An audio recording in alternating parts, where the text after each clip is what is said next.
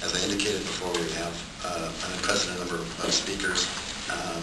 For those of you who are speaking to the same topic, you might want to organize yourselves and consolidate if you can, so we have time to get through everybody. We're going to take them as they were turned in and allow for 3 minutes. There's a timing device on the table there that will indicate when you see the green light. Of course, you can free to speak. When we see the yellow light, we ask you that you wrap it up. So the first presenter is David Aschenbrenner. Is that right? Yes. Good. Your subject is Milwaukee Light Rail. Welcome, David. Good morning, Board. Thank you for this opportunity. I am David Aschenbrenner from Milwaukee, a member of the CAC, and I wanted to come today and continue my support for the Milwaukee Light Rail project. I've been working on this for many years, and I just wanted to let you know that there are a lot of us out there that do support this project, and we believe that there are a lot of good benefits that will come out of this. Jobs, economic development, and other things that will come down the line. I also want to, I have to say there's a few concerns that we still have. Some of the biggest ones being safety and security.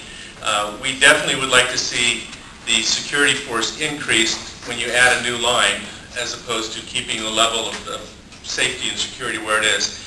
And we know that the cost-cutting issues downsize the parking structures, and we would like to see those projects added back in sooner than later, because those have great impacts on the residents of Milwaukee, people that are looking for places to park. We don't want to be towing them out of the neighborhood because they're parking illegally in our neighborhoods. So we really need to be able to find a way to get those parking structures back into the plan sooner than later. And the quiet zone is also an issue. We want to make sure that this system is designed to meet those quiet zone standards, because that is a big issue. And we're sure, and I know we have from my involvement in the CAC, learned from the other projects regarding light rail, and we want to continue to keep those lessons learned on the table and in the designing process. A lot of safety designs that you can implement when you build a line is very crucial to this project.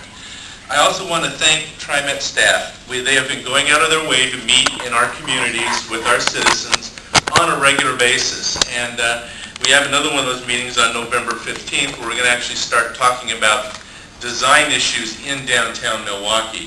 And that's really important that we engage the community and the citizens to find ways to solve and to implement and to make these things important and better. So once again, I wanted to thank you for the opportunity. We look forward to it. I would have liked to have been able to ride it downtown today. I did take the bus, but I'm looking forward the next time I would get to come and address you that I'll be riding the train down here. And thank you very much. If you have any questions. Thank you, Mr. Aschenbrenner.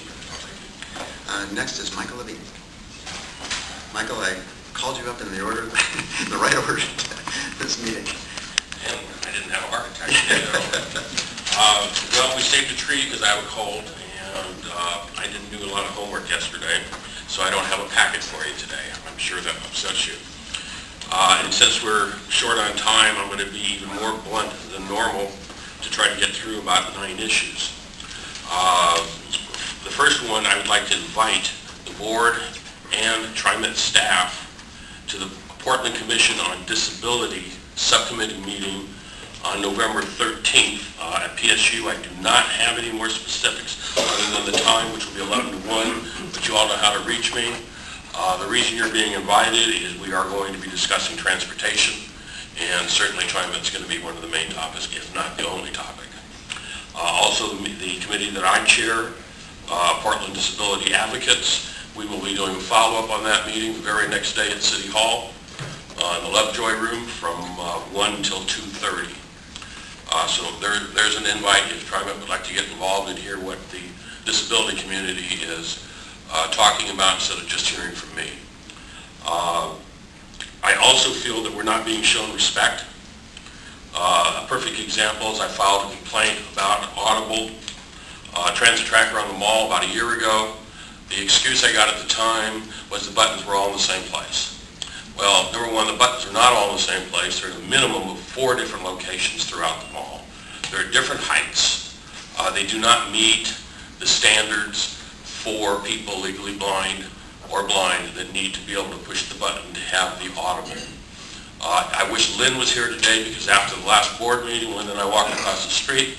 I asked him to close his eyes. I walked him up to the, one of the pillars, the main one, the one where the buttons usually more frequently are the same. Lynn couldn't find the button. I filed a grievance and I sent it to Neil McFarland, and this is where I feel disrespected. At the very beginning of the grievance, I said that I'd already gone to TriMet's ADA Title II coordinator, and the excuses that I got were asinine. I don't know what way to put it. If he would have walked out and looked, he never would have told me that all the buttons are in the same place. The newest response I get, well, we based it on an elevator button at 42 inches. They're not all at 42 inches. Why would you base it on an elevator? If you'd have asked the CAT chair, another CAT member, who were part of a survey I did on a project I was working on in California, you'd have found out that we all would have preferred about 48 inches, which also would have met code. Michael, I don't know that we're going to get through your whole list. In fact, we're asking you to wrap it up. I'm sorry. Come on, man. You know, you let everybody else with safety issues, you know, there's safety issues with people with disabilities. That's not been addressed. I brought it up at the last CAT meeting at the last minute. Josh said, well, yes, we could discuss it. That was never even brought up. People with disabilities have other safety issues. You all saw Mike Cahola that I brought here.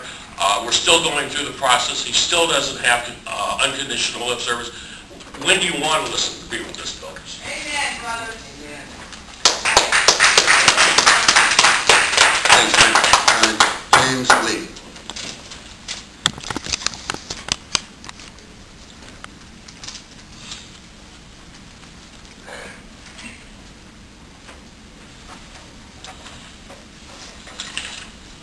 Mr. President, members of the board, my name is James Lee. I reside on Southeast Mitchell Street in Portland, and I speak only for myself.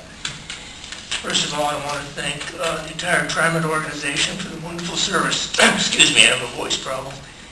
For the wonderful service they provided me all the years of my retirement. I rely on TriMet, buses, trains, my bike, and occasionally a zip car to get around Portland. And you people are the primary providers of my transportation, so I approve of that. In the last couple of years, I've been following a couple of the bridge projects that have been going on in the local area, specifically the light rail bridge and the Selwood Bridge. I want to commend all the people on Mayor Katz's bridge committee for the light rail bridge, especially Rob Barnard, who is running the project. This has been run in a very open and accessible and thoroughly professional fashion. For example, when I asked Rob for some technical information on one of the particular designs, the next morning I found in my email box a complete structural analysis in German and in metric engineering units, and was able to answer my questions very thoroughly. I contrast this with the Selwood Bridge project, which is basically run under a public relations bomb shelter, possibly because the original price was $80 million, which has now been inflated to $330 million, factor of 4. And you ask Mike Pollan, who's a wonderful guy, who's the public relations officer for Multnomah County, about this. And what you get is a very strange defensive kind of situation. The thing that I actually want to suggest here today has to do with the things I read in the paper about transferring $134 million for this very bizarre interchange they're trying to put in on the west side of the Selwood Bridge to make up for the shortfall in the Milwaukee Light Rail project, particularly the bridge. I point out that $134 million for this one interchange is more than the entire cost of the bridge you people are dealing with. There's something seriously wrong here. There's also been a concern about relieving Multnomah County of the burden of all these bridges. People have suggested the city, they've suggested Metro. I actually think you people are the better, much better set up to deal with the capital infrastructure projects. You certainly have a great deal of experience in those. I cite the Robertson tunnels and other sorts of things. So I think people ought to start having that kind of a discussion. Thank you very much. Thank you. Cameron Johnson. And then Valerie Chapman after Cameron, if you want. Morning, Cameron.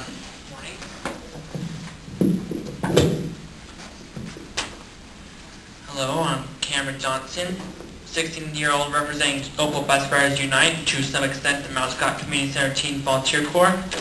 We at Opal supported yes on Measure 26-119. However, I brought with me some perturbing news. I have a feeling that the TriMet bond measure is going to be shot down, and not just shot down, but shot down by those with a vengeance. Now, first off, I'd like to state that I don't believe that a blogger's comment would represent what the entire city is feeling, or represent what the public opinion is. But I'm going to quote a blogger's comment. I don't want to name him because what he said made me want to punch in the wall, to be frank. He said, and I quote, "I'd like to help you out with your measure, TriMet, but you kind of lost your chance when you cut my bus line. Funny how it comes around, isn't it?" Someone's going to be cutting me down my house later. Anyway, now I know bloggers don't represent public opinion, like I said, but it brings up a point. First off, let me say this absolutely disgusts me for two reasons hearing that comment. One being that vengeance is a stupid and useless thing, and two being that this guy's childish vengeance is going to cost me, someone not able to vote, new buses and bus stops if everyone were to think that way. But it does show a sign. It shows that you're changing the public's view of you into negative, and that's going to cost you. Two things have been ticking riders off lately. First is the service cuts and fare increasements. The second is the focus on light rail. People have been giving you reasons to stop service cuts in the Milwaukee light rail because it impacts them. To be critical of you, you frankly haven't listened and directly engaged the Transit Independent Committee on these concerns. So I'm giving you a reason for yourselves to stop service cuts and fare increasements. People are your backbone, and when you hurt them, you're basically stabbing yourself in the back. So they're going to hurt you back. And thus begins a vicious cycle. So will you react if Measure 26-119 fails on November 2nd? Some people, including me, fear that you will simply see this as a sign that bus service does not matter, and when funding gets low, bus service is going to be first in line for the guillotine. I urge you, for all that is saying, do not do that. If you do that, you're no better than these vengeful naysayers, and the vicious cycle will rage on until there's nothing left for either party. If you recover the body of the TriMet bond measure, learn from this loss.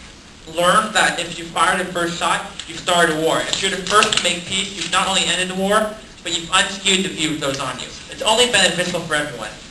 Besides, I've never won the like war anyways. Thank you, Cameron.